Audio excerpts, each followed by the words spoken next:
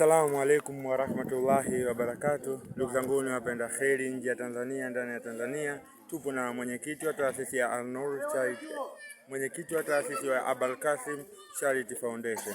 Assalamu alaikum wa rahmatullahi bwana mwenyekiti. Wa alaikum salaam. Sisi tunamshukuru Allah, alhamdulillah. Hongera sana kwa jambo jema ambalo leo mmelifanya, na Allah akuzidishie na Allah akuongezee. Nini siri ya mafanikio mpaka kuweza kulisha watoto wote 100?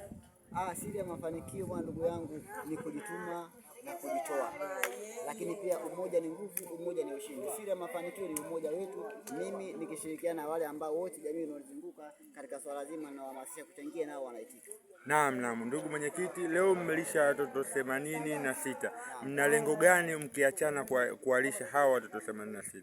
Lengo letu sisi tuwasaidie watoto hawa watimize malengo yao katika masomo na mambo mengine ya kijamii, lakini pia tunalenga sio hapa. Mimi na mwenzangu ambaye bwana Muhammad tumekusudiana, tumekubaliana tuende mikoani zaidi ambao kuna vijana wengi ambao wanakosa huduma za msingi ambao mjini zinapatikana. Naam, ni moja hapo ilikuwa ni swali langu ni kuuliza, lakini vipi watoto wa mtaani ambao nao ni yatima na wao wanahitaji msaada wenu?